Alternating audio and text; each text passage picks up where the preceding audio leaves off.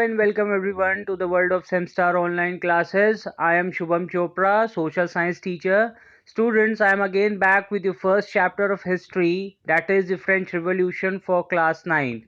So student, today in this video we are going to discuss about the political as well as the social situation in France after the adoption of the constitution formed by the National Assembly. So let's see what was the situation in France after the adoption of the constitution and after the formation of the National Assembly. The situation in France continued to be tense during the following years. Although Louis XVI had signed the constitution, he entered into secret negotiations with the King of Prussia. Rulers of other neighboring countries too were worried by the developments in France and made plans to send troops to put down the events that had been taking place there since the summer of 1789. So students, the neighboring states, that means the king and the rulers in the neighboring state, they were worried with the development which was happening in France because Louis XVI ultimately under tremendous pressure, he has to accept constitution which was formed by the National Assembly, and now his powers were somewhat limited. So the rulers of the neighboring states, they were very much worried about this development because they were seeing this act which was happening, these events which were happening in France as the end of monarchy.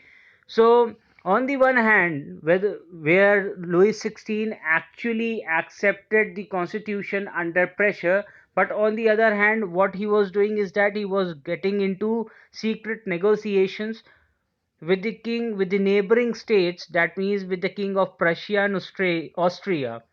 Now, before this could happen, the National Assembly voted in April 1792 to declare war against Prussia and Austria. So, the National Assembly, the people, the elected members, electors, they were very much aware of these events which were happening, that King Louis is trying to have got is trying to have war against the people of France by entering into secret negotiations with the neighboring state. So the people were very much aware about it, so they themselves declare war against Prussia and Austria. Now thousands of volunteers thronged from the provinces to join the army. They saw this as a war of the people against kings and aristocracies all over Europe. So thousands of volunteers, and you people must know it very well that these volunteers are mostly belong to the third state, because the third state people actually demanded for the first time ever their own constitution, where they have asked that they should also have got certain powers, they should also have some say in the decision making by the government. So these volunteers, they thronged from the provinces to join the army. Among the patriotic songs they sang was the Marseillaise. Now Marseillaise was the patriotic song which they used to sing when they were supposed to join the army, people's army, to fight against the troops of Prussia and Austria. Now this Marseillaise song was composed by poet Roger Diesel. It was sung for the first time by the volunteers from Marseille. Now Marseille is a place in France. So the song which was sung by the people of Marseille was the Marseillaise, and it was composed by the poet Roger Diesel. Now as they marched into Paris and so got its name, the Marseillaise is now the national anthem of France. So now it has become the national anthem of France. The Revolutionary Wars brought losses and economic difficulties to the people. So student, with such incident we got an idea now that the people are ready for any kind of war. They are ready to be in an open war with the rulers all across Europe, because it was for the first time ever happened in the history of any nation or the nation of the world, where the people first stood up against monarchy, against this aristocracy, against this feudal privileges which were given to the first two states. So they were ready for having a war. So this was the rise of new revolutionary ideas which were popping up in the minds of the people, and they were ready to preserve and to conserve the constitution which was drafted by the National Assembly, and they don't want to lose it in any manner. Now they want to preserve this government to be there. So let's see what happened, that while the men were away fighting at the front, the women were left to cope with the task of earning a living and looking after their families. Large sections of the population were convinced that the revolution had to be carried further, as the Constitution of 1791 gave political rights only to the richer sections of society.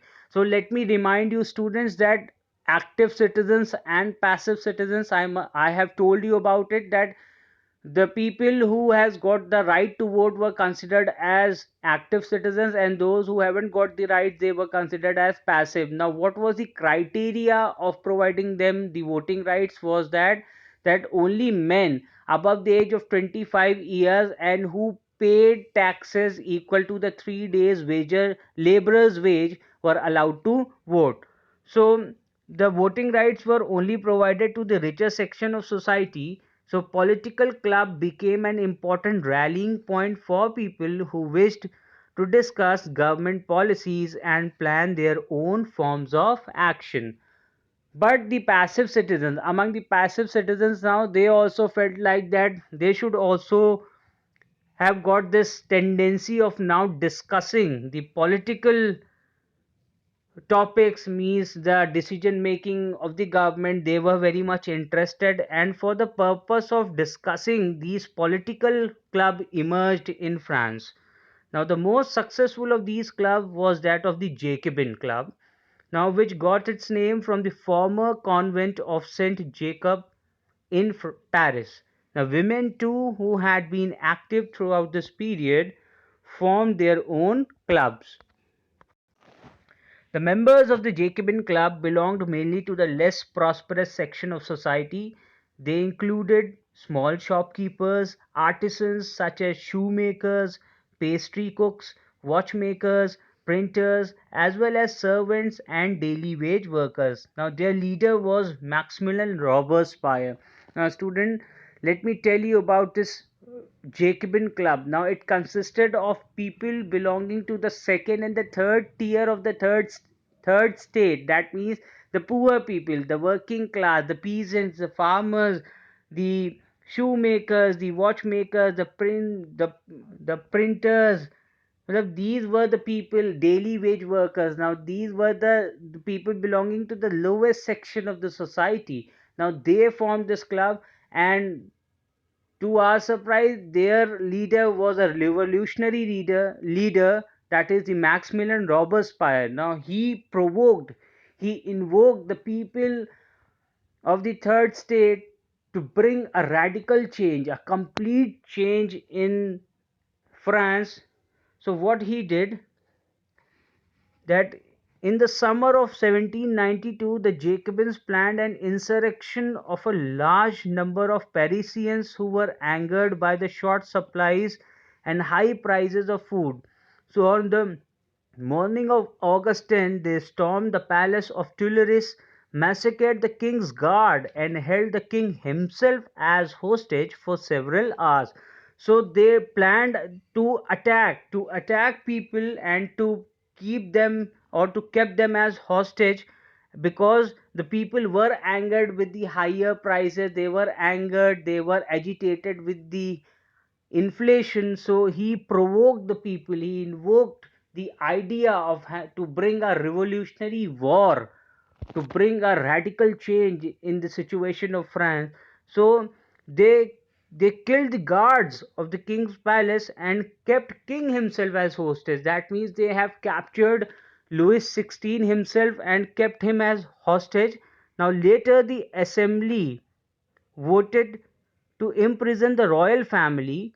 Elections were held. Now after this, immediately assembly voted to imprison. Assembly said that we have to keep the royal family as prison. elections were held. Just after this, elections were held, and from now on, all the men of 21 years of age and above, regardless of wealth, got the right to vote. So it's for the first time that each and every man of the society above the age of 21 years of age, irrespective whether they are paying taxes or not, were allowed to vote.